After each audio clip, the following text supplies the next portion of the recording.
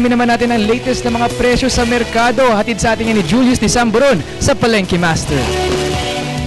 Maraming salamat at good morning mga boss. Nandito po tayo sa Laong-Laan, corner Cristobal Street. O diba? Ang kalye namin ni Kuya Kirby. Kaya sisimulan po natin ngayon ang pagtitingin sa mga presyo ng mga basahan. O diba?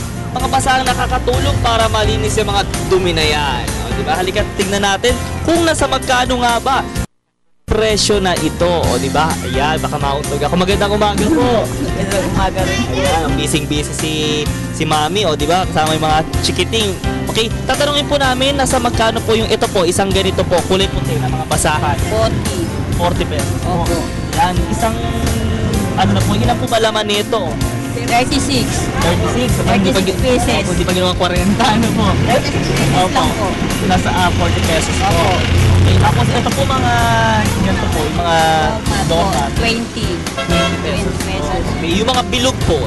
20 pesos pa rin po. Pare-pare. Pare-pares lang po. Ang nagkakaiba lang po yung malalaki na conforme sa size. Yung mga malaki. Ano po ba ito po? Banig po. Panig. Tapos double lang to. Yung banig yung pinakang malaking size. Nasa magkano po yung ganyan po? Ito po 320 hanggang 300. Hanggang 300. Opo. Pwede yung 280? Pwede rin po. Okay. Kapag nakita ko po dito, may mga naka-plastic na po, parang napakarami po. Parang ang daming lilinisin bahay po yan. Ano po? Nasa magkano po yung ganito po, isang plastic na ganito? Yan, pag pinadala sa Nasa 1,000 po kasi ang isang ganyan, ang isang bundle 25 pesos, 24 pesos. Okay. Opo. Tapos, magkaiba naman po ang presyo niya dito po sa puti tsaka sa... Opo, magkaiba po ang kulay. Kasi mahal po ang puti kaysa sa kulay.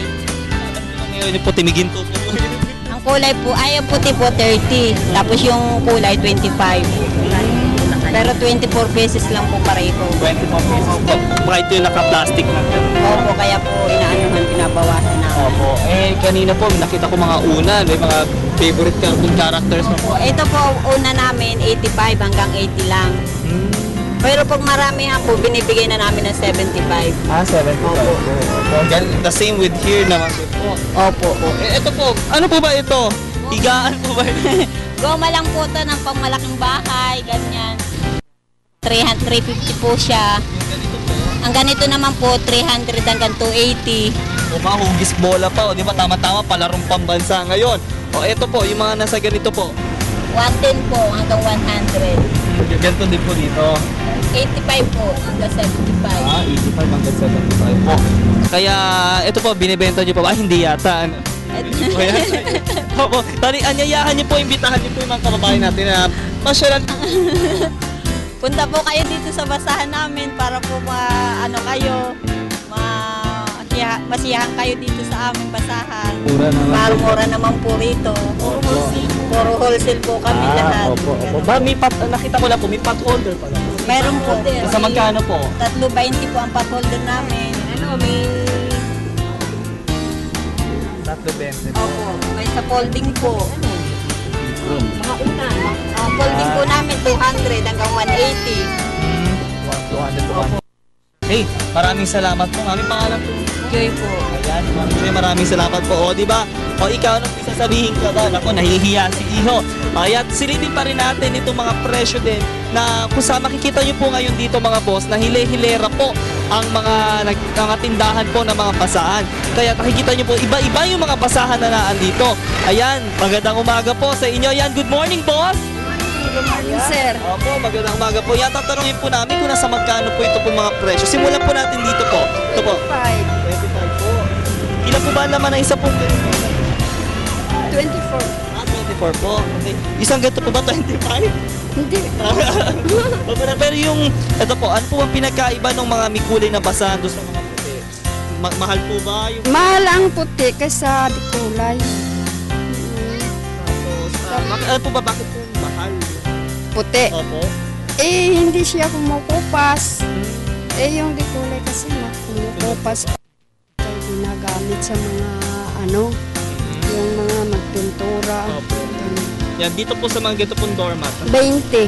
20 po, yung parang weave na weave po yung style po niya. Dito po, sa mga ganito po, may mga, ano pa, si 20 Ate rin LV. to, 20 rin to, LB.